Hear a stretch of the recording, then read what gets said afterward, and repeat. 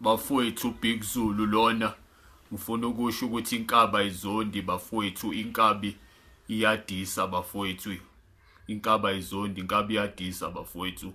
Ngifuna ukukhuluma nabo bonke abafowethu engithe ngabadisa oDuncan nabo KO. Bafowethu ningakuthathi mhlampe nibe nenzondo, inkaba ayizondi bafowethu.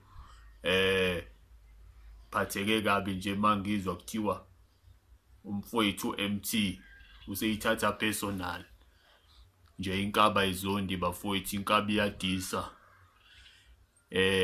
Ngibonile noDuncan umfowethu ulale efake ifruit leli pineapple, ethi kanjena ke ufanisa nami waswafaka nebeat.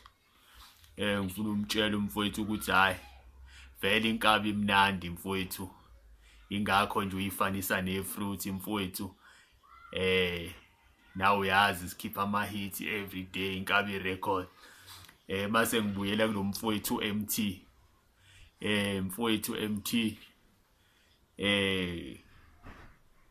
my brother, hayi ngizwile kunento engizwile oyishilo ukuthi hayi awungazi ngikusuka ngalaphi.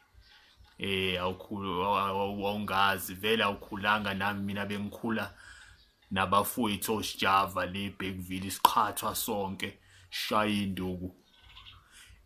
Kodwa kungimangaze kakhulu mfowethu MT mawusuthi awungazi ngidume kangaka. Inkabi idumile mfowethu, inkabi ikhipha ama-hit every day mfowethu. Awukwazi ukuthi inkaba uyazi bafowethu, inkaba ayizondi, uBig Zulu lona, inkabi iyadissa. Shwele, ngiyabonga bafowethu, bona bonke abayithandayo inkabi, ngithi shwele.